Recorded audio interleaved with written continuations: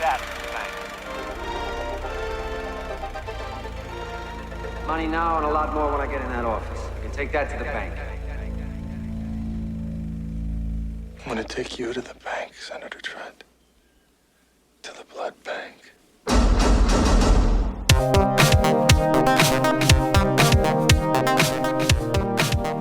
Man, that's savage. Woo! That is probably the toughest line of all of Steven Seagal's movies, all of them. It's up there. Probably is. I mean, what do you got? You got Nobody Beats Me in the Kitchen, which isn't so much tough as it is just true. You got F*** You and Die. You got You F*** With My Family, You're Dead. Those are pretty tough, too. I might have to beep those. Yeah. I mean, that's not me talking. It's Seagal. It's Gino Foligno. It's Nico Toscani. It's Gino Foligno, you know? No, but, the blood bag thing, I love that he's not even he's watching a TV that isn't on. Yeah, he's sitting staring at a television. He's imagining it from his memory of when he just woke up from a coma, which I don't know how comas work, but I imagine his memory's got to be a little fuzzy. It's all of that incense from the acupuncture needles that were quick healing, hanging out of his body. Quick healing process. Before we jump into this, quick story about this. When we were throwing the idea around to do a podcast, we had this stupid idea to call our podcast The Blood Bank. Wait, stupid idea? Yeah. No, more like $1 million Great idea. And I made a graphic for it. I'll put it on our page. Have to put the graphic I'll up. put it on our page. Yeah. I'm pretty sure there's a picture of Schwarzenegger from Commando shooting a portable missile launcher. Yeah. There's Steven Seagal doing something. I'm pretty sure Stallone's in it or Rambo. Yeah. I'll put it on there, and it's got like the pink 80s print. So, oh yeah, it's great. It would have been good, focused on 80s, 90s action movies. We just do that anyway on here. We're just called The Last Row Podcast. So if you are a first-time listener, welcome aboard. Check out our massive back catalog. This is episode 53. If you haven't been able to tell by now, we are doing another Steven Seagal movie. For those new to the show, our website's thelastrowpodcast.com. If you found us on iTunes, got some iTunes reviews. Thank you, everybody that's gone out there and done it. If you're enjoying the show, please consider leaving us a review on Twitter at The Last Row Pod, Facebook. We got some Facebook likes this week. Thanks to everybody that liked the page. Thank you. Again, so I guess we're here doing another Seagal movie at the Blood Bank. We're at the Blood Bank. Oh, by the way, I forgot to mention all-time tough guy Seagal lines when Freddy Fingers. Freddy effing Fingers tells him he's a made man, and he tells him God made men. Bang. That's pretty tough. That's pretty damn tough. I still go with Blood Bank, staring at the the TV that's off, looking in this ranch. Yeah. That's my number one line. I just like the picture of Freddy Fingers in his little undies fighting Seagal in his underwear. It's not fair. The little banana hammock, yeah. as some people would say. So episode 53, Hard to Kill, comes to us from a couple of listener recommendations. We had our buddy of the show, Lee, request it a little bit earlier, and then we got this email from some guy named Doug. Doug, sorry. Not to be confused with Scene. Hey guys, love the show. Really enjoyed your Marked for Death episode, but my favorite has to be Hard to Kill, where Seagal comes out of a coma looking like an Asian man. Any chance? He did. Any chance you have that one on your radar? And then he goes on to give us his top 5 all-time Seagal movies. What are they? He goes Hard to Kill as 1, Marked for Death, Under Siege 1, Above the Law, and Out for Justice, which I think is pretty standard. Pretty standard fare for Seagal films. I got a controversial thought on that, but what are your top 5? Well, for my top 5, it's a couple different movies in there. See, I go Out for Justice 1 because Gino Foligno and that pool scene, the pool hall scene. Let's go. Marked for Death 2, which we had an episode on, very very great episode. It was one of our favorites. Did you say Marked for Death, like the sequel, right? Also, I didn't say colon. He he's filming that right now, probably. Yeah. He's got the script in his back burner. Oh yeah. Speaking of colons, Under Siege 2, Dark Territory. We did that episode number 3. Too. Go back and listen. Yeah, I like it better than the first. That's what I was gonna say. Controversial. Yeah. Number 4, Exit Wounds. Upset. Great movie. DMX. DMX is a good actor. He is criminally underrated. Yeah. It's a shame he doesn't do more. He's kind of a crackhead. But what are you gonna do? Still love the dog though. And Above the Law 5 for me, which is his first. I definitely agree with you. Under Siege 2. We did this movie. I don't remember what episode number it was. Probably in the 30s or something. 27. Whatever it is. I don't Go know. on our website. It's on there. Look in iTunes. But that was one of my favorite movies that we watched on the show. It's so ridiculous. Got a great colon. Screwface. Under Siege 2. Oh, you're talking about Under Siege 2? Yeah, Under Siege 2. Dude, The, I gotta the tell train, you, man. it's the like train. 11 p.m. right now. It's Friday the 13th. Yeah. So I have like zero brain right now. It's been a long week of work. We've both been through a lot of shit. Yes. So bear with us, please, as we go through this episode and stumble. Yeah. Poor Drew's going to have to edit the hell out of this thing. I'm sure. And we're only 5 minutes in. Well, I didn't even mention, we're a little rusty, too. We took a little bit of time Yeah. off. We got a lot of stuff going on here. You know, Badway moved a little closer to Last Row Studios, so it's more accessible. Yeah, Hopefully a little bit. We'll have some more episodes for you guys. But I we're walked happy to be over here, back. almost fell in a ditch. Did you? Oh, you walked here today. I didn't. That's how close he is. Yeah. That's how close he is right now. That's dedication to the show. I have here. to trespass on about 3 people's lawns to take the shortcut to walk to the Last Row Studios, but it's worth it. I have my phone flashlight shining to look for potholes. I would love to see people who is this guy walking through who's my that yard? asshole on my lawn with his flashlight? Yeah, it's me. What is this guy doing? Yeah, I'm wearing my Ninja Turtle pajama pants, and I'm walking. So You look like a homeless guy. so like, who is this guy? So when you said, "Hey, I'll be over in 15 minutes," Yeah. I thought you meant like you were doing something and you were going to drive over. Yeah. Now, you are close enough to walk. It doesn't but take 15 minutes. It's funny. I didn't realize that you were walking. Yeah, it was game time decision. Game time decision. That's a smart idea. Yeah, but that's enough. Nobody cares. So let's move on to Hard to Kill, 1990 thriller / drama directed by the inept Bruce Malmuth. Did you like how I put that in there? IMDb 5.7 out of 10. Inept, why? Because Quote, Steven Seagal. Steven Seagal bashed He hates this guy. director in an Arsenio Hall interview, which you can find on YouTube. We should link to it. Yes, we will. A very awkward interview with Arsenio Hall back in the 90s. Threw him under the bus, ran over him, backed up a few times, went forward, karate Supported chopped by him. his wife Yeah. Oh, man. at the time, ex-wife. What was the quote? He said, "I prefer my directors to have intelligence." Yeah. Yes. And when Arsenio asked him if he enjoyed making this movie, he very awkwardly said, "No, not really. Yeah. It's a good movie, but I didn't like making it." It was. First off, Kelly LeBrock shows up in this article in the interview. It's one of the most awkward. I had to turn it off. Badway sent it to me. I was like, I can't watch this. It's too awkward. It was so weird. Like Arsenio Hall didn't know what questions to ask them. She was trying to crack jokes, but she was very straight faced. It's cringeworthy, man. Cringe. They're like the masters of dry humor, and Arsenio was such an in your face jokester that the styles didn't mesh, and it was very awkward. And, I couldn't take it. And the audience was silent, so it was. Ugh. Was there an audience there? Is the question, or was it like just nobody? Oh no, they were wooing Seagal when he came on. The ladies didn't know loved if that Seagal. was like the laugh track The or ladies whatever. loved, yeah. Seagal's got that in his Somebody pocket. press play. Yeah. All right. Mason Storm, a do-it-alone cop, is gunned down at home. The intruders kill his wife and think they've killed both Mason and his son too. Mason is secretly taken to a hospital where he spends several years in a coma. His son, meanwhile, is growing up thinking his father is dead. He's dead. He's dead dead. When Mason wakes up, everyone is in danger. Himself, his son, his best friend, his nurse. Why did they put that in there? But most of all, those who arranged for his death. Oh, They are the ones who are in danger. I don't like this write up at all. So I got to tell you, I normally pull these from Google, right? So Yeah. we've had some funny ones in the past. This one I had to seek out because the way to find this one, there wasn't any. It was like one line. I'm like, we need more than one line on this thing. Yeah. So I pulled this from IMDb. It's awful. It's clearly a user writer that is not a good writer at all. Yeah. And I hate to bash the guy, but I'm going to bash the guy. I'm just going to say it. It's awful. And we'll go through the plot for you people, okay? So this is going to be a little bit different of an episode than we usually do. We're going to go, instead of character by character, we're going to go by plot point because this movie is low on characters and high on ridiculousness. So we're going to try to sift through the ridiculousness and give you our original thoughts on a lot of that. And again, bear with us because this is going to be a rough one from the start because I know that we're already stumbling here and I'm going to get some names wrong. And I'm definitely going to... That's just normal, man. I'm absolutely going to get some names wrong, That's so normal. don't hold it against me. That's par for the course. And poor Drew, he's not going to edit it, so we're just going to leave just it got to in. leave everything in. So it'll be fun. So Drew, where should we start in this? Do you think the beginning's a good place to start? There's only one place to start, Badway.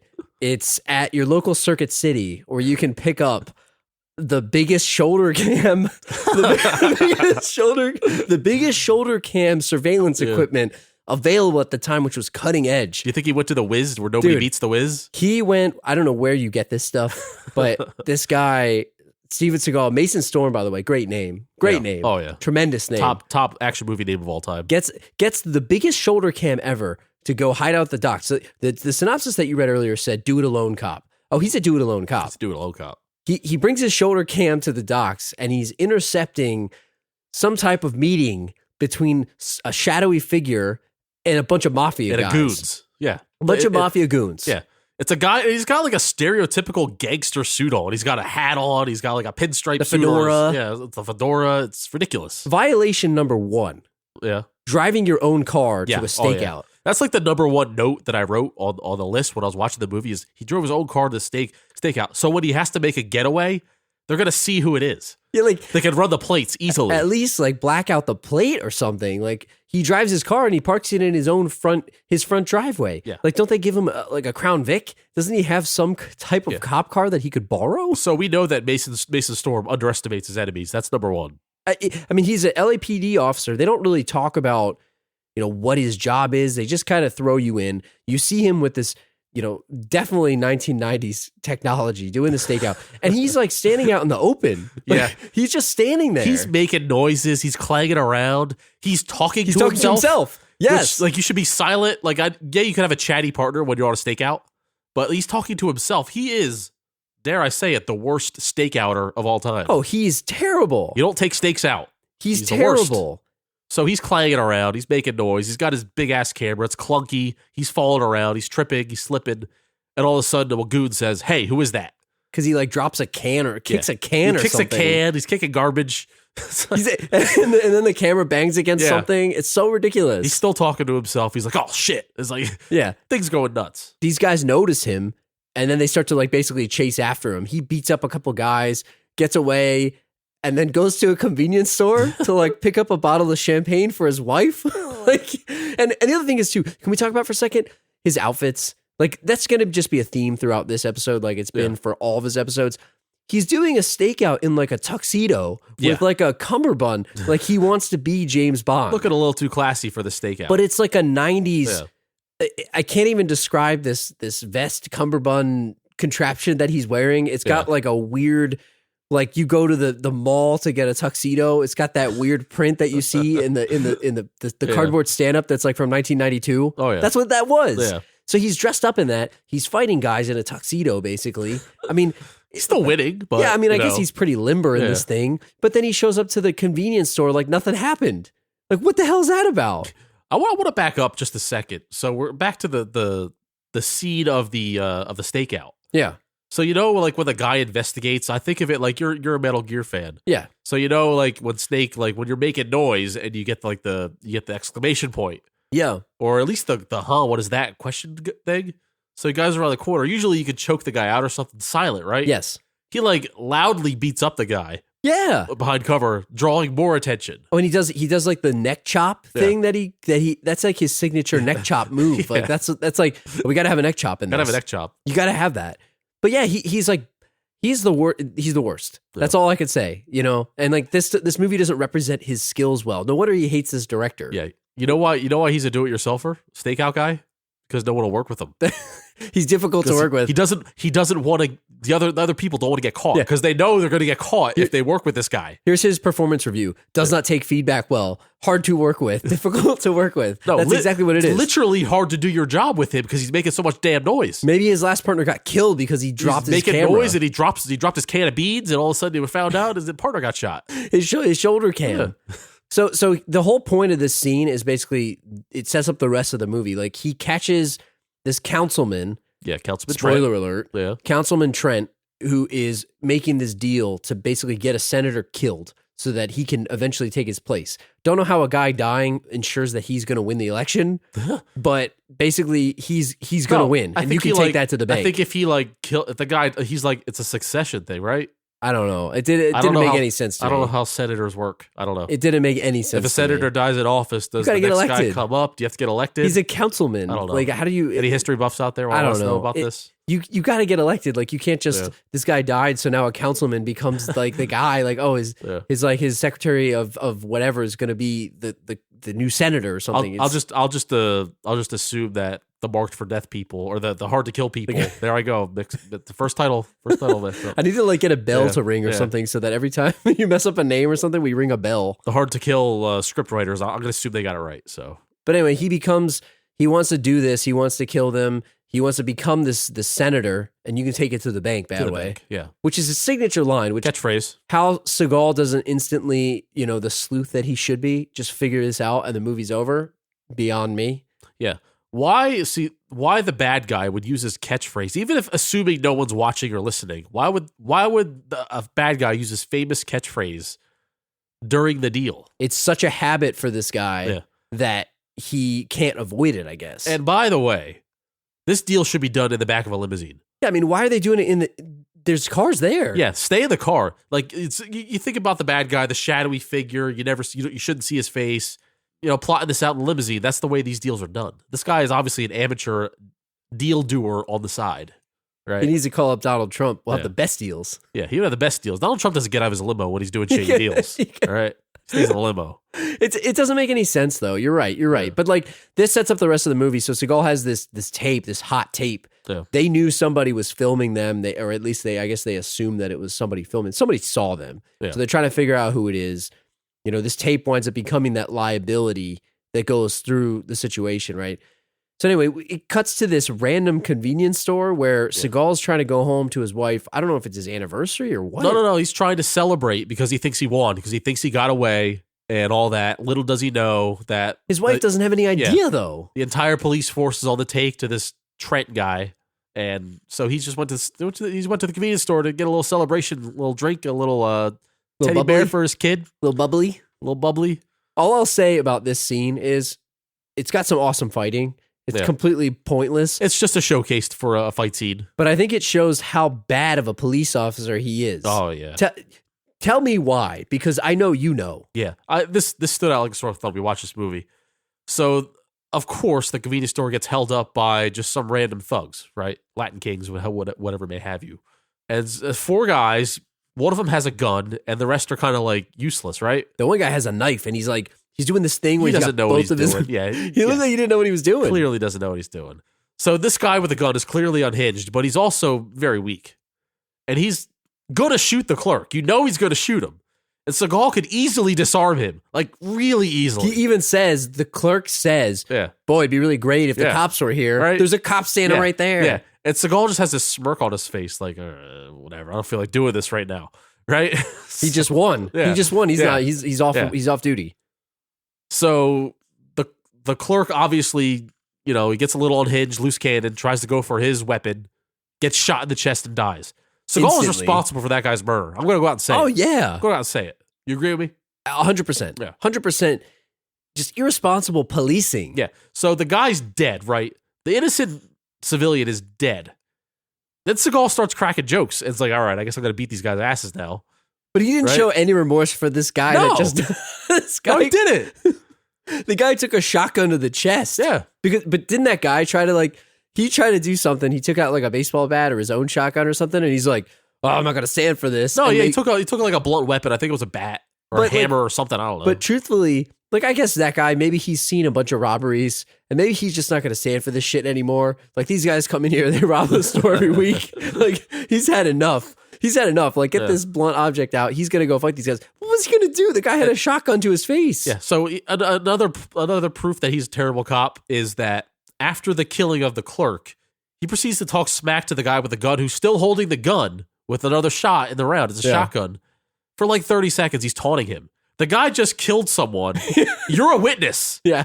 His head should have been blown off. Oh now, obviously, we know if he would have pulled the trigger, Seagal would have just ducked out of the way because he's fast enough to dodge bullets. Quick hands. The quick hands. Yeah.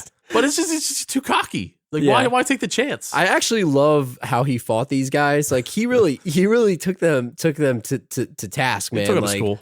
Yeah. He really schooled them badly. I mean, he was breaking limbs, breaking arms, but then it's like, it's all good there. He just goes home, right? He goes home with his wife. He goes to his house, brings the champagne. His wife's there. I think she got the impression like he wasn't out doing policing. He was out doing something else. And she's like, oh, you got blood on your shirt. She's like concerned for him. And he's like, oh, no. That's not mine. Yeah, it's not mine. Like another tough guy line. Yeah. But instantly, like they're celebrating, right? Yeah. Goes upstairs. Sexy time, Bowie. He turns on Johnny Carson. Oh, you got to tuck the kid in first. Yeah, tuck the kid in. And did you find it a little awkward that about the praying? Yeah, that it seemed out of place for Seagal. Like he's a Buddhist. Yeah. Like shouldn't they have been lighting incense or something? But was he back then? I guess he was. Yeah, he spent years in Japan learning, self-acupuncture. That's what what he said. We'll get to it. But it's like it was weird. Yeah, it was a little odd. And the kid, don't even get me started on. We have a thing for kid actors on this show. Like they're just the worst. This kid was awful. I'm going to go out on a limb and say he was worse than the kid in the Santa Claus. Oh, geez. He was way worse than the kid from Jingle All the Way. Like this is the worst kid actor we've had. I don't know. Hands down the worst. I don't know. He had like a minute of screen time where he like drags a teddy bear after his parents get murdered and he jumps out a window. Like worst actor it's pretty good we've stunt ever work seen. by that kid. Do you think it was a little person? No, it was definitely that kid because that's the only thing he could do to get cast. That's the only way. Yeah. Hands down. Pretty limber. I'm gonna put this out there. Worst actor that we've had on this show. Jeez. In 53 episodes or however many we've done. Hot take. Hot take right now. I don't have the energy or the access to call you out on that, so I'm just gonna agree with you. But let me ask you this, Badway. Yeah. When you're out on a date and you bring a girl back to your house, you know, you go upstairs, maybe you show her your room. Yeah. Do you turn Johnny Carson on, set the mood a little bit? Absolutely. You got to get a little chuckles. You turn on Conan. Got to have chuckles, right? Get Jimmy Fallon on, like start that sexy time with the right kind of moves. And he just goes for it, man. Yeah. He just grabs her ass. Like Kelly LeBrock is in this movie. Can I say, like, you say he grabs her ass. Now, not to get graphic, but get graphic. He didn't just grab her ass. Like he did like the full on palm extension and squeeze in. Yes. Right? Like he did the full groping of the cheek. It was definitely creep. Oh yeah. It was like, I've been waiting for this scene. I read this script like 6 months ago. I couldn't wait for this day. And then we find out he's a lefty because he goes left hand, right boob. He does. And he does a full on like push up, squeeze and pull down. Dude, that was above and beyond what that scene called for. And like you said, like while he's having this love scene with his movie wife, his real life wife, who is in this movie, in the movie as another character, it might be like off stage somewhere watching this. And maybe they're swingers. Do you think they're into this sort of thing? You know what I mean? You know, Kelly LeBrock seems like she's a little freaky. I don't know. I feel like Seagal seems a little freaky. I don't know. Based on the Arsenio Hall interview that we keep referencing, which is a must watch. People are gonna watch 5 minutes and turn it off. No, she seems to be very protective of him. I feel like she gets jealous. Oh yeah. So, but we know Seagal's like we have hindsight. We have the ability of hindsight. We know how much of a creep Seagal is, and how much of a womanizer, and how much of a scumbag he is when it comes to the ladies. Oh, that's a fact. So I think he definitely took this opportunity as like a quote unquote free pass to go grope another woman that wasn't his wife and get away with it. Babe, it's in the script. It's in the script, babe. It's in the script. Let me tell you this. That love scene was the finest acting Seagal has ever done in any movie before or after. It was actually. Because he wanted to do it so bad. He was so into it. Make it look so real because he really wanted to touch that woman. As creepy as he is. Do you think they practiced? Do you think he pulled the line of like, hey, I think we should rehearse. Yeah. Come to my trailer. I think we should rehearse. There were trailer rehearsals. He probably kept yelling at the director to like, we got to do this again. I don't think I got it right. That's like an Entourage when drama's like trying to kiss all of the women. Oh, I don't think we got the chemistry, man. Yeah, I don't know. That's what it is. Yeah, so that's probably why he and the director were at odds because that scene might have been like first, right? That they shot. And maybe Seagal was such a dick because he kept wanting to redo it that maybe the director's like, who's this guy? Come on. So all I can say is mid-love scene, Steven Seagal's penis is out. Is it? Are you telling me he's trying to stave off gunfire with an erect penis? He probably has no pants on. His penis is out. We'll use the medical term just to keep it clean here. His Johnson is erect. He definitely, that he's feeling that scene. It's out. He's got people coming up the steps, sneaking up there, freaking the loudest guns of all time. Yeah. This is like a suburban neighborhood. Yeah, he's got neighbors. These guys don't give a shit. They didn't even put a silencer on their gun, Badway. They don't care. They're there to murder everybody. Listen. We know Seagal's shoddy work as a detective, right? Do you really think this is the first time Seagal's gotten shot up in his own house? The neighbors are probably annoyed. No, and why doesn't he just have a gun under the pillow? He seems like the type that would just sleep with a gun under the pillow. The shotgun under the bed. Yeah. Right, with the contraption. Exactly. Yeah, right. These guys roll up in there and they just start shooting. Yeah. I mean, they mess his wife up like instantly, right? Yeah. They shoot him. I mean, it's a shit show there. As far as Seagal goes, I'm pretty surprised at how much he gets his ass kicked because he never takes these kind of hits. I thought it would have been more of a fight to where maybe like he kills like 5 of them and the last guy, maybe the guy with the bolo tie, gets him. That's my favorite guy in the whole movie, by the way, the bolo tie guy. He keeps surviving fights with Seagal, which never happens. Like, I think they should have set it up where he kills everyone except for that guy and that guy gets him, right? Yeah, like I think it, and you know, it's funny because it's not really the same movie, but there's a lot of similarities to me in this movie, like Roadhouse. I don't know why, it feels they're not the same at all. It's just the amount of ridiculousness. It has happens. Roadhouse like esque qualities to it, and I feel like the bolo tie guy was Jimmy from Roadhouse. Yeah. You know, the guy with the earring, the cross earring that basically, you know, Swayze rips his throat out. Tight pants. I saw a lot of wet jeans. Yeah, I saw a lot of similarities between those two guys. I mean, bolo tie, wet jeans. It's one of those things. So then, you know, basically these guys mess up him and his family. They shoot the crap out of them. Yeah. And the kid sees them, walks down the hall. He's like, "Daddy, Mommy?" And then just start blasting at this kid. Shoot the kid, man. Like they're like, "Oh, he saw us." It's like they all kid's not going to have any witness. Like, he's not going to have any recollection. They don't had need to ski kill him. masks on too. Do you think the kid knows about the tape? Knows about Senator Trent? No, he doesn't know. He doesn't know anything. Yeah. The kid jumps out the window and somehow survives. I mean, how the hell does that happen? Because if you think about it, some masked men killed my parents. Doesn't know why they're there, and obviously we know that he got shot up because they're dead, right? Or they're in the hospital. Yeah, I mean, everybody, they think that they killed everybody, right? Yeah. I mean, Seagal winds up going to the hospital. He somehow survives this, right? Yeah. The cops show up, but all the cops are dirty. We know that, right? Yeah, except for his buddy. Best friend. Mr. O'Malley. Mr. O'Malley, his buddy takes him in, and they're like, "Doctor, you gotta make this guy dead. Yeah. You gotta make him dead." Let everyone say he's dead. Even though we got a pulse. We got a pulse. Yeah, fake his death. We need to get him out of here. Meanwhile, Senator Trent, or Councilman Trent, I guess at this point, is in the other room. And it's like, this is how you know the guy's guilty as hell. Yeah. They're like, "Oh man, like I think this guy died." He's like, "Oh God. Oh. He's doing that. I can't believe he's dead. Oh. I can't believe he's dead. Oh God, such a good cop. Oh." It's like, put the cuffs on that guy right now. Come on now. He was so guilty. It was sick. It was sickening. Take it to the bank. You can take that to the bank. But yeah, so they fake his death. 7 years later, Badway.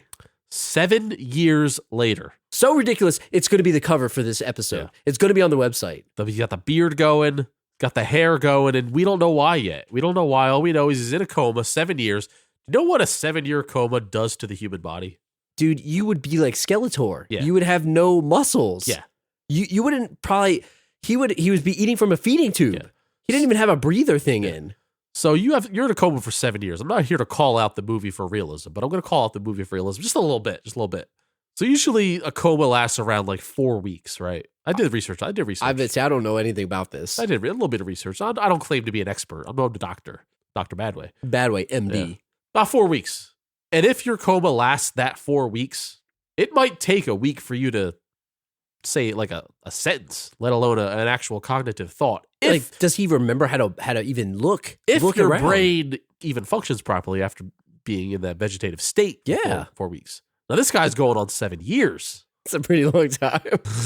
That's a pretty long time. How old is he? He's got to be in his mid-30s. I don't know. Maybe possibly 40 now. Maybe he was in, cryostasis like John Spartan. Maybe it was like they just didn't show it. He wanted to that's in his head. He's like, well, I was conserving my energy for 7 years. He was actually meditating for 7 years in this coma.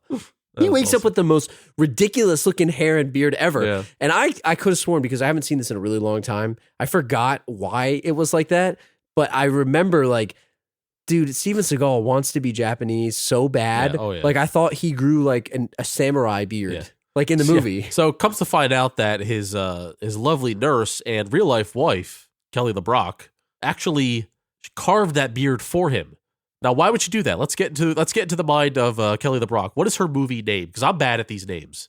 Her name was like Andy. It was Andy. I think it was Andy. It was like a guy's name, like Andrea Andy. Yeah. So Drew, what is wrong with Andy? So, but let's backtrack. Before he's out of the coma, we meet Kelly LeBrock in this movie. So Kelly LeBrock, what is she about? She's all about pulling that sheet up, looking at his penis.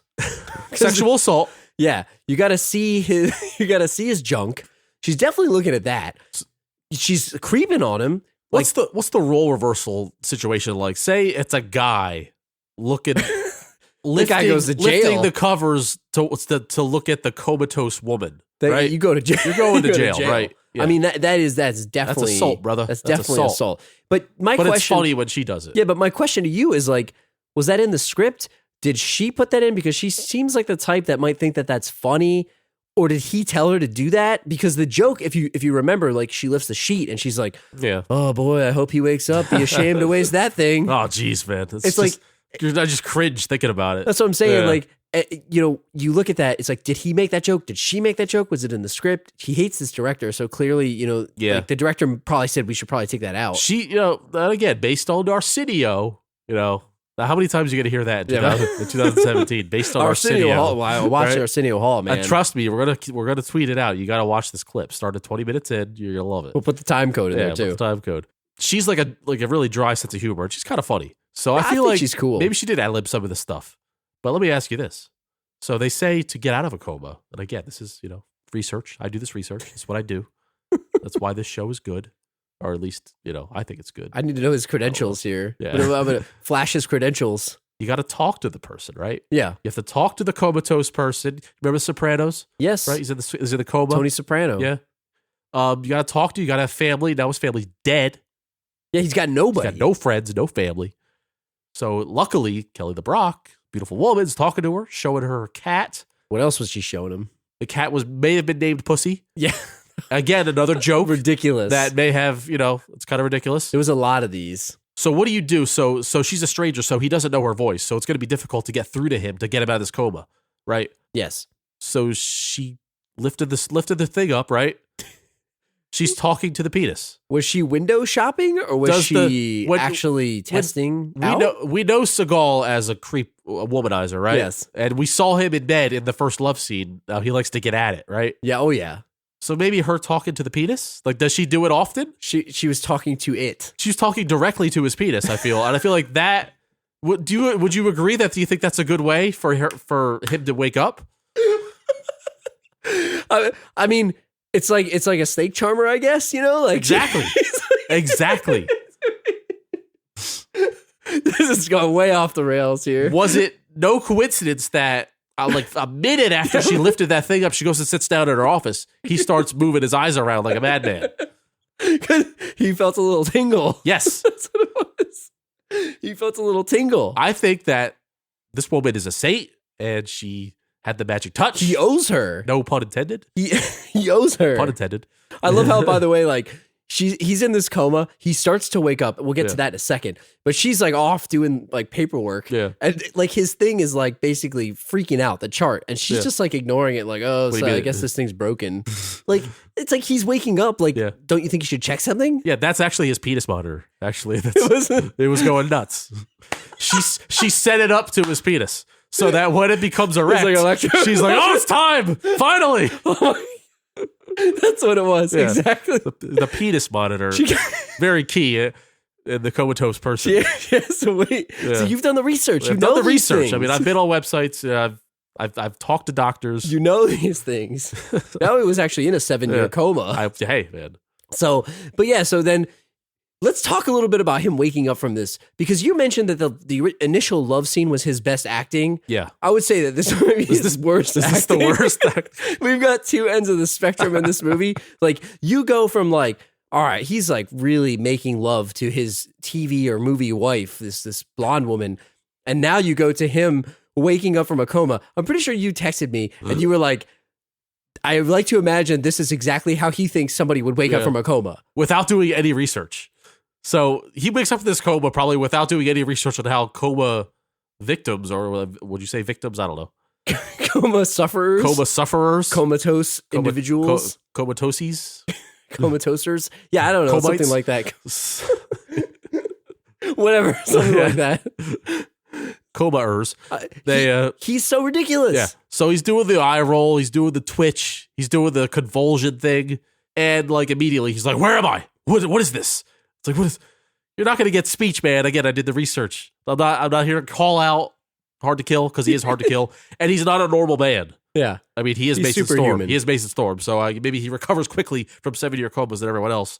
But he's already like, he's confused, but he knows like, he knows words and he can move his extremities a little quicker than normal. I feel like this reminded me, and you didn't play this game, but it's kind of funny because Metal Gear Solid 5 opens with a coma.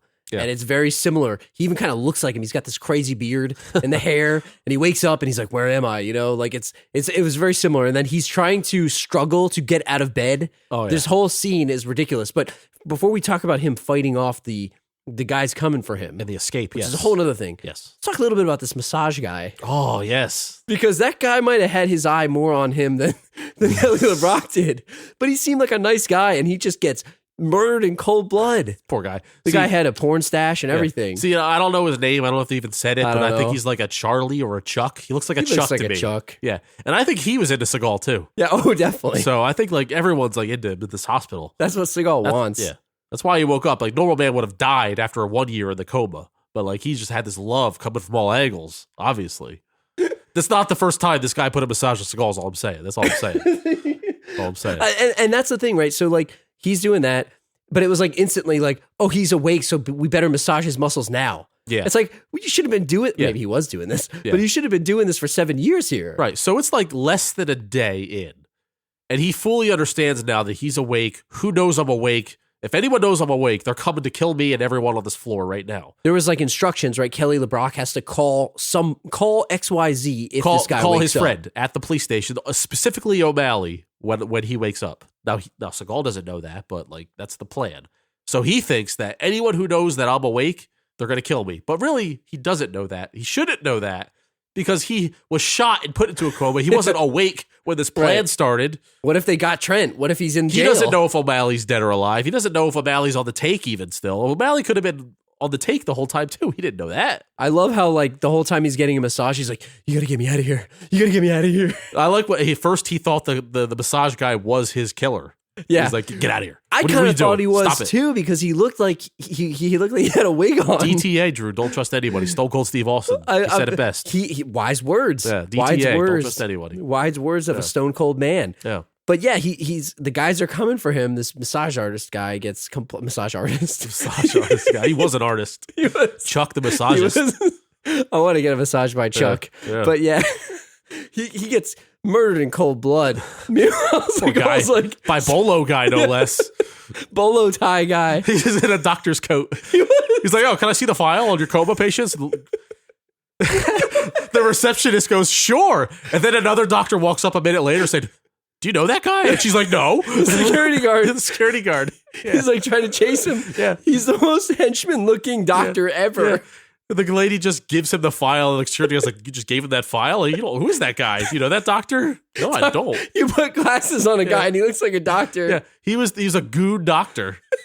And I love how the second he got free, he pulls his gun out and he's walking around in the hospital with a gun out. It's like he was the Terminator. It's like, dude, just keep your disguise a little bit longer. Nobody's going to know who the hell you are. You didn't have to kill anybody, man. You didn't have to. He's got he wanted to. MovieBodyCounts.com has work to do, Badway. Yeah. They got to tally this up. You're right. So this guy's chasing him. Seagal, it's the most amazing thing. Him slowly waking up from this coma. He's like getting broomsticks. Yeah. He's like pushing himself in the gurney. Yeah. It's so unintentionally hilarious. It's amazing. It's amazing. So my crack research, again, we're going to go back to my crack research. I made phone calls, emails. I sent letters. Yes. It might take months, if not years, for you to get that kind of movement back after 7 years in a coma. Dude. But he's making this grand escape. It was the massage, man. It's all about the massage. It woke him up. That deep, deep, deep tissue massage. It woke up his body. Oh yeah, so to speak. You know what? You know what I found out. You know what I found out What? is the key, and what happened there is Kelly LeBrock. Yeah. Like when you how do I say this cleanly?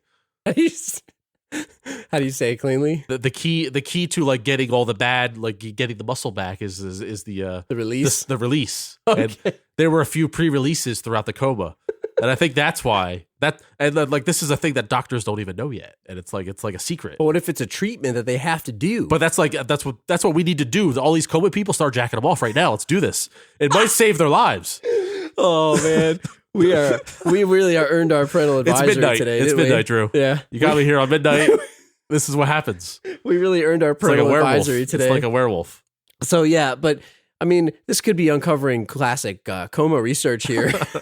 But anyway, he's waking up from this coma. Whenever he gets Nobel out, Prize Kelly LeBrock comes in. She finds out.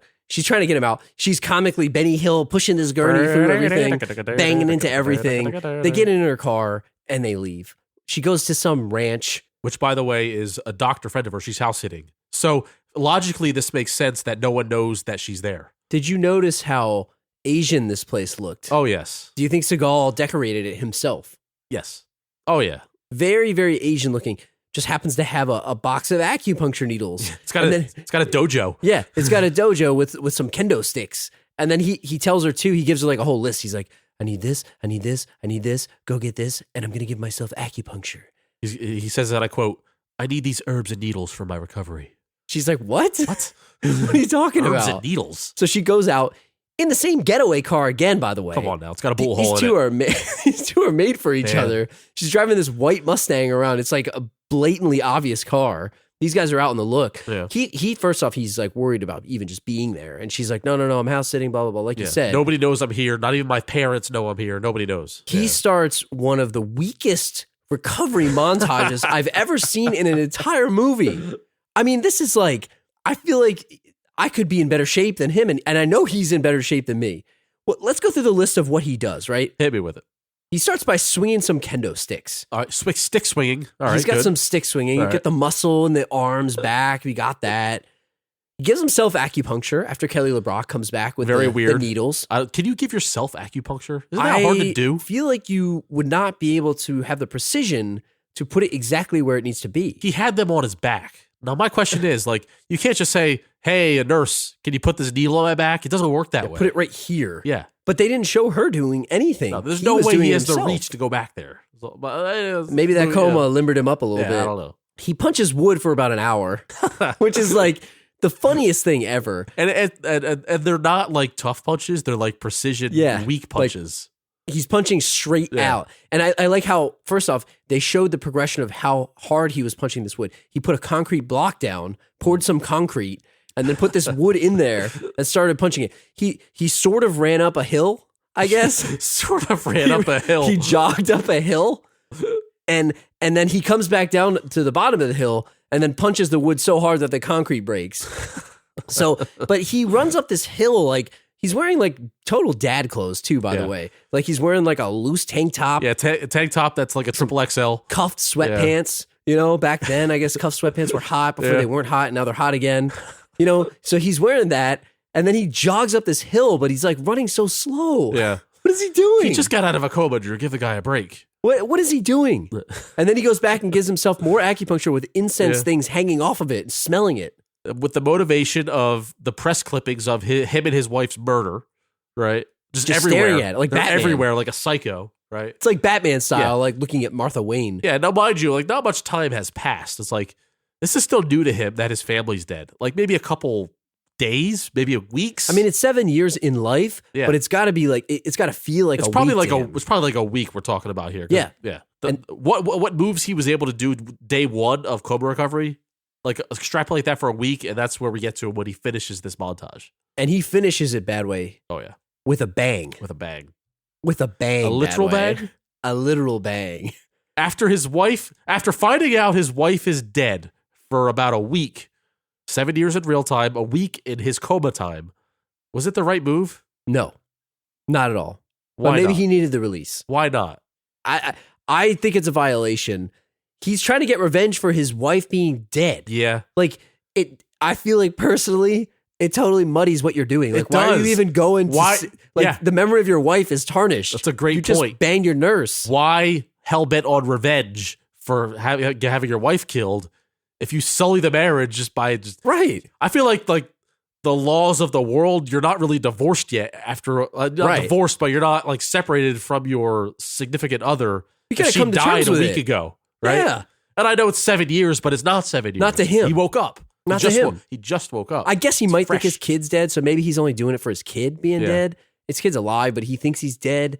I don't know. And again, I don't mean to play gender war here, but I gotta play this card. If it were a male nurse, like helping a woman coma patient back to life, and then he takes her to a secluded ranch and puts the moves on her, Yeah. like, isn't that creepy? Yes. But it's like hot when she does it. Yeah. I mean, hey, there's She's a like double standard she's like here.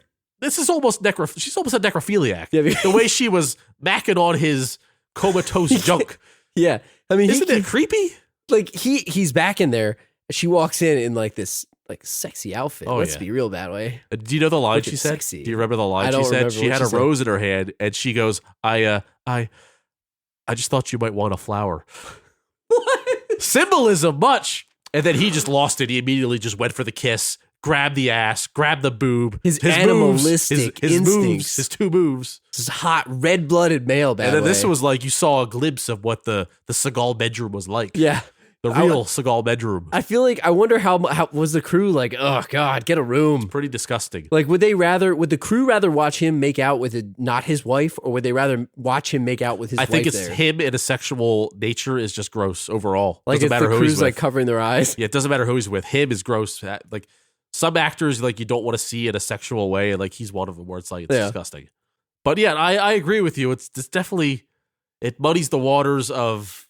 It's just why the plot, why hell bit on revenge. I If think you're just gonna forget about your wife and just bang this random broad, you It know? shits on her memory. Like, to put it politely, Yeah. right? Like, I mean, to put it politely, it just Yeah. craps all over his wife's memory. Yeah, exactly. So I don't know how And long she has no respect for his boundaries. Like, Yeah. it's way too early for him to be back in the game, right? I don't know how long you should wait, but it should be longer than this. Yeah. Let's just say that. Unless she thought he needed that one extra release to go out and fight. Like, it was mean, the final step but of it's his like recovery. the opposite of an athlete. Like, usually you don't do that, right? At Yeah, least but what that's did I tell you about they coma say. victims? What did I just I mean, tell I you? get- The yeah. doctors told me. What did I tell you? He's got to get limber. Yeah. He's got to stretch. Yeah. It was a stretching exercise, right? It's That's releasing the demons. It was, You know? it was a stretching Yeah. exercise for Yeah. him. I mean, Exactly. It's so I don't know how long after this happens, but basically the ranch comes under fire. They find out. Long story short, now we talk about him hating the director, and he was saying the director made this terrible movie, and the editors kind of saved it. Yeah. So a lot of like how things happen as far as the cops finding them going to different places, and them getting caught is all like muddied. It's very confusing. And would rather not even get into it. But long story short, they find them at this ranch. This is what kind of reminded me of Roadhouse, I guess. Yeah, this Because scene was the pretty awesome. end, Yeah. Because he's throwing the guy off the balcony, like when Seagal walks into the place at that guy's house. Yeah. It's just very similar to it Yeah. to me. So Seagal has this thing where when he fights people in movies, he likes to break as many things as possible. Yes. Like he loves to throw people through walls, through tables, through glass, through expensive looking vases. Off right? a balcony onto a table. Off of balconies, right? Throwing grenades out of nowhere. Where the hell did he get I that don't know where grenade that from? grenade came from. He has a pistol. But here's my question. Where are they staying, right? It's like up in the hills It's of in the like hills. It's Los Angeles It's somewhere. this doctor friend of Kelly LeBrock's house who's in Asia, and she's house sitting. Yeah. Poor guy has no idea what's going on in his house right now. Oh Right? yeah, this house is destroyed. I hope he this has poor insurance. guy lends this house to this doctor. Turns out to like have the biggest shootout in like the history of Los Angeles, right? Oh my god, there's the grass is all torn up because Seagal gets in a truck. The and starts horses get driving. free. the gates are open. The horses That was run the wild. symbolism, right? He loses his horses, Yeah. right? Like that's even worse than the house. Yeah, That's like a the pet. house is destroyed. It's being blown up by grenades, bullet holes everywhere. All his expensive vases are broken.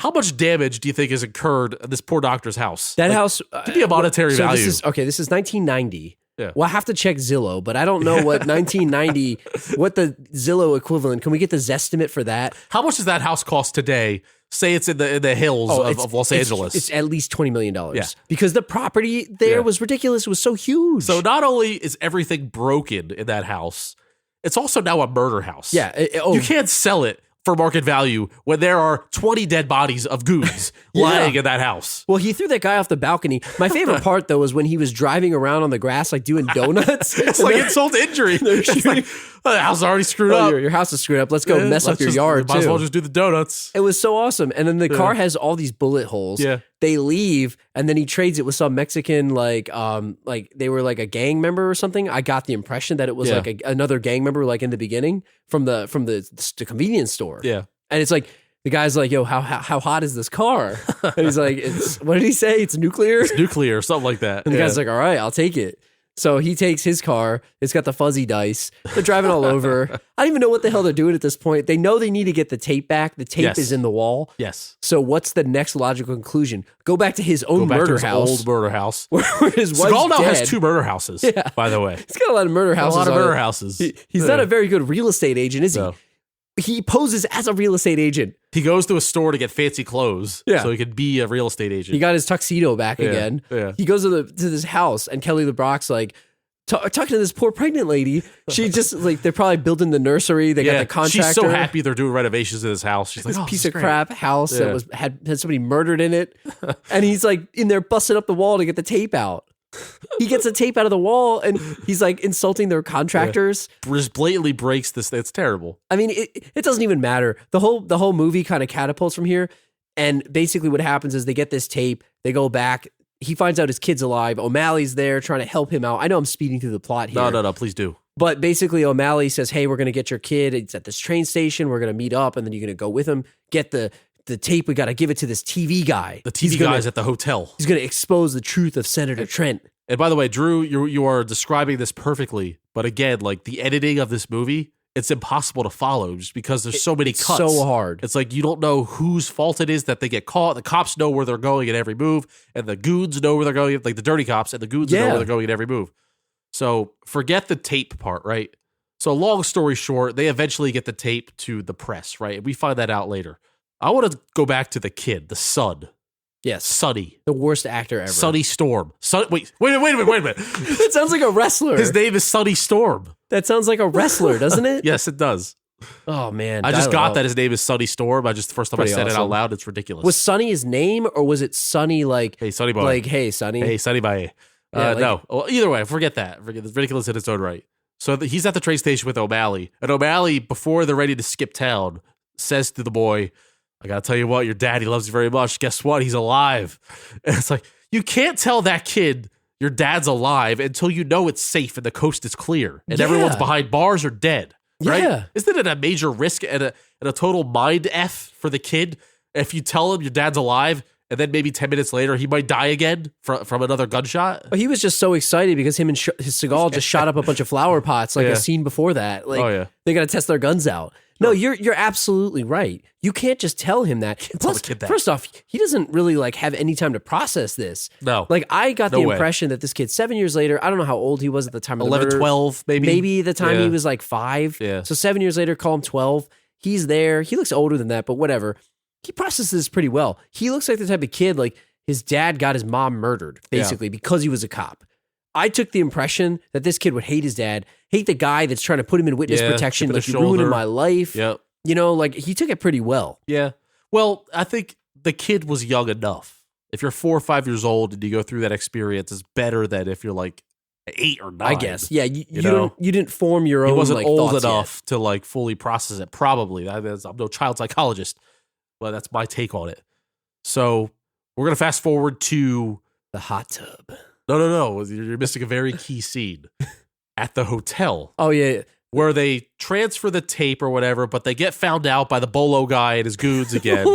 Meanwhile, Senator Trent is like nowhere to be found. He's having hot tub sex with his stripper girlfriends or whatever. So the kid somehow makes it back to the hotel and meets up with Kelly LeBrock. I forget how all this happens. It doesn't matter. And Seagal meets his son for the first time since everything went down 7 years ago, briefly.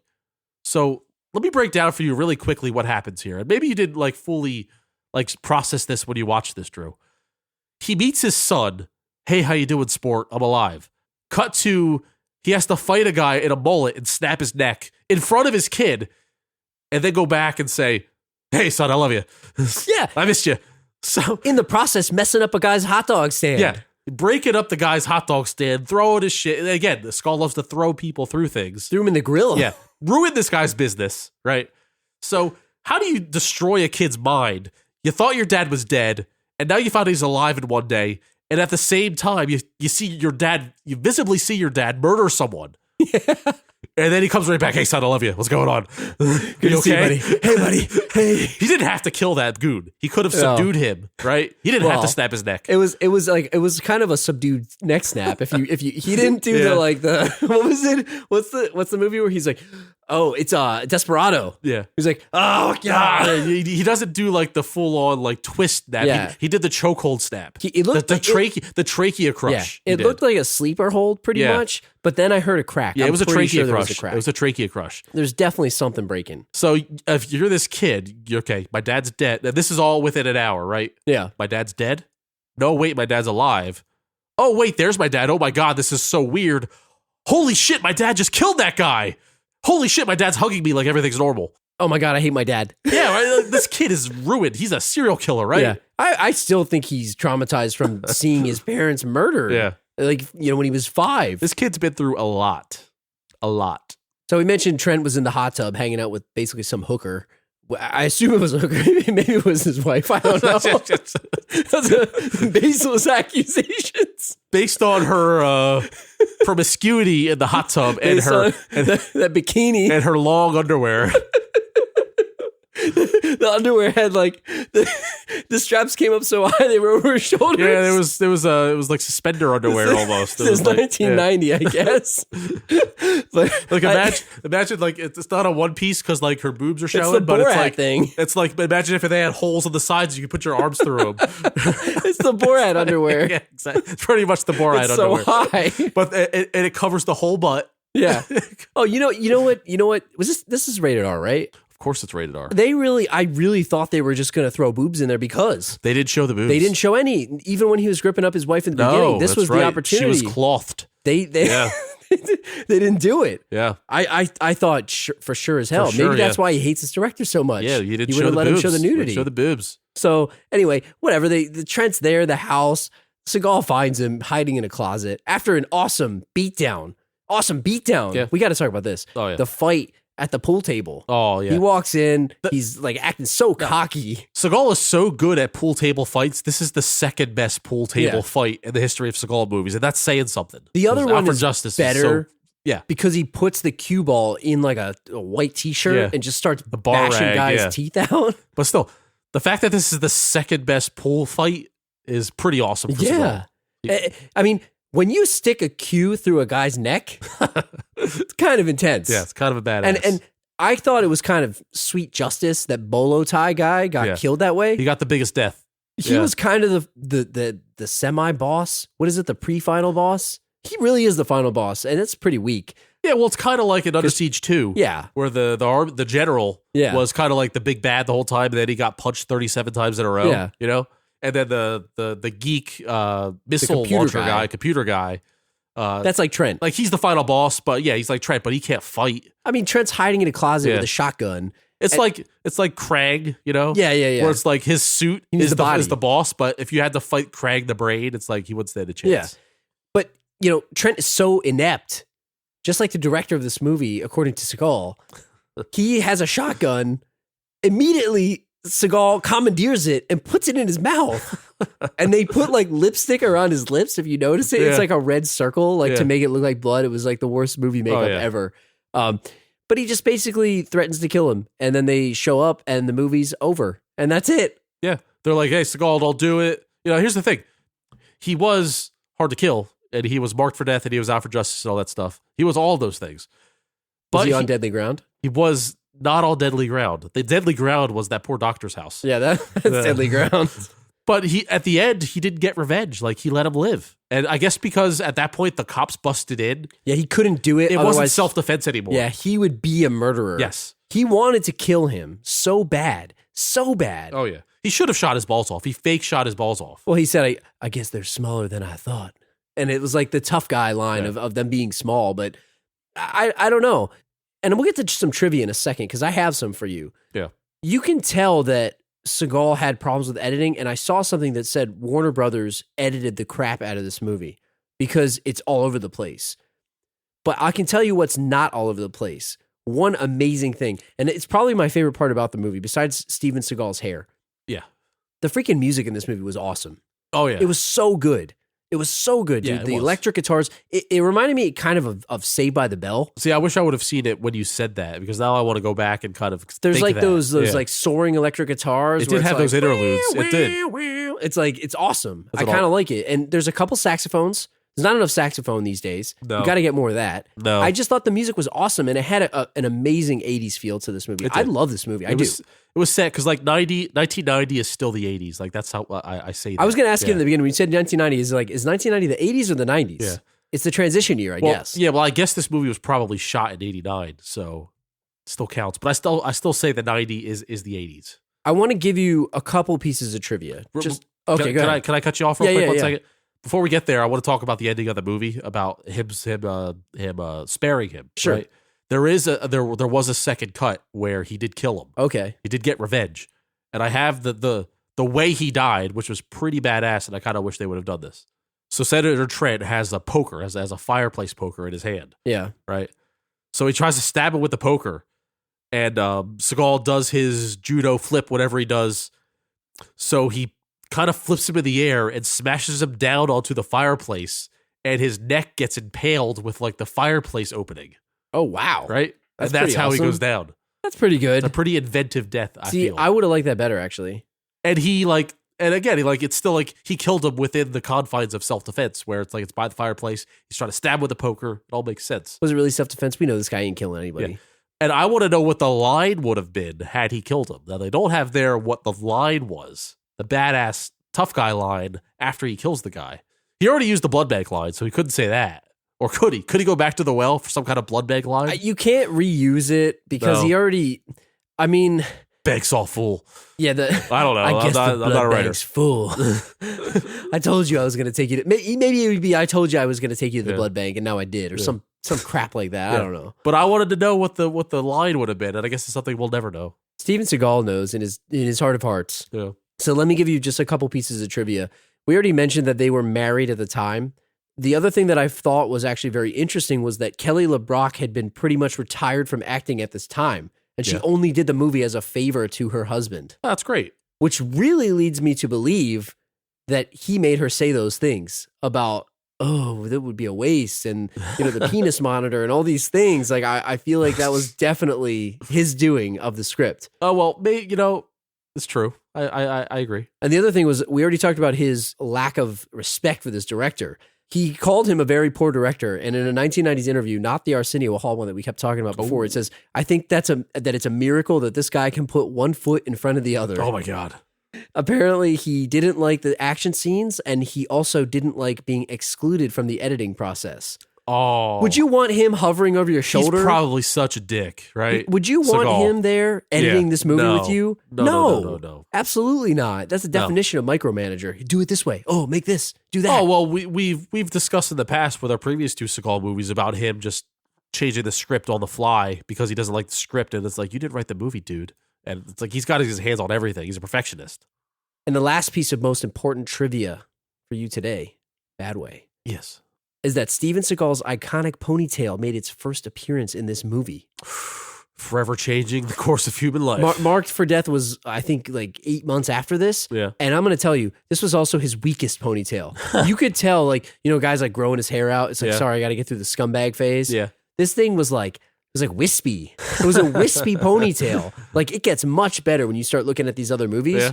But yeah, like you said, forever changed the course of history. Well, above the law, he kind of had like a slick back mini mullet where like there was like, he probably couldn't pull off a ponytail, but he wanted to so bad. Yeah. So this was just the it's the process. It's like, it's the evolution of man, kind of the evolution probably of ponytail. Delayed shooting just so he could grow it a little bit longer. Another reason why he and the director probably didn't see eye to eye. Production Yeah. delays. Production So- delays, parentheses, hair. One more thing here before we wrap up with this movie. I mentioned moviebodycounts.com. It's been a while, Badway. Oh, yeah. Did you look this up? Have you seen the statistics on this thing? I did not run the numbers. I did not crunch the numbers on this one. Moviebodycounts.com says this movie had 19 total deaths. Do you think that's too low or too high? No, I think it's about, it seems like about on point there because, well, They give the breakdown. They say he killed 1 in the shop, 3 in the house when he killed those henchmen in the beginning, 2 in the hospital, 9 in the retreat, which is the ranch, I guess, 1 in the station, 1 in the shops when he threw a guy through a glass window, and then 2 in the mansion at the end. I don't know if I believe that. He did. He showed mercy on the guy's second and Trent's second in command. I think I agree. Most of the murders happened at the doctor's house. He killed 13 personally. And then they break their own rules and they say that a senator dies in a plane crash, which is totally off screen. Remember, that doesn't count. So maybe that's miscellaneous, I guess. Yeah, but no, whoa. They showed the newspaper. Okay. Does confirm that count? Kill. Confirm they showed kill. the newspaper headline. Confirm kill then. He died. I don't know. There was a visual. We debated the rules of whether you had to watch the plane crashing with his face in it. Yeah. So no, they didn't show the plane crash, but they did show the headline newspaper. Confirmed death. I think that's better than just talking about it. Yeah. Definitely confirmed death. That counts. All right. Well, it's about 5 a.m. We've been recording. I would have to do so much editing. A little delirious. I might have said some things I regret. No, penis monitors are a real thing, man. For those of you that made it this far, thank you. And why don't we wrap it up with an email? So we want to wrap the show up with an email. We've been getting a bunch of emails lately, thelastrowpodcast@gmail.com. But thank you, everybody that's writing. We'll write you back. I want to call this one out. This one comes from James. He says, "Hi, guys. I stumbled across your show when searching for a podcast about the Mighty Ducks movies. I was really surprised and happy to see that you did all 3 movies in the trilogy. I'm slowly working through your old episodes, but if you guys had to recommend your favorite 3 or 4 to a new listener, what would they be?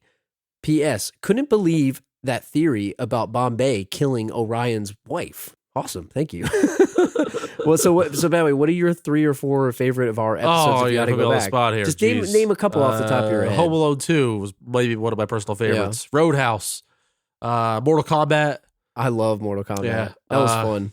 I kind of like our 50 Shades of Grey one. 50 Shades I'm not going to lie. fun. That was pretty fun. Yeah. I like the Rookie of the Year. ladies. Varsity Blues was pretty fun. Rookie of the Year, Varsity Blues. A lot of the recent ones, I kind of embarrassed a little bit when I go back to listen to the old ones, They're all good. Because I feel like we've gotten better over the years. Home but Alone it's was like our third one. It's one of my favorites. Well, we had a good game with that. I think anything with a game. I like the ones with plot fiction too. I know don't sleep on our plot fictions. Those are pretty fun too. Our on-demand episodes. But yeah, like tweet at us at the Last Row Pod on Twitter, and we'll recommend some episodes to you. Take a look. We have 53 episodes now after this one. Let us know what you guys like. If there's any movies that you guys want us to watch in the future, send us an email, thelastrowpodcast@gmail.com. You can hit the contact form on thelastrowpodcast.com, which is our website. I mentioned Twitter, facebook.com/thelastrowpod. However you guys want to search for us, just search for The Last Row Podcast. And on that note, we'll see you guys next week. Salute. Do you think after this movie came out, like Skull's a big star, like people would like donate to the blood bank and like do the line? I can't wait to. I think they would. And I can't wait to post this.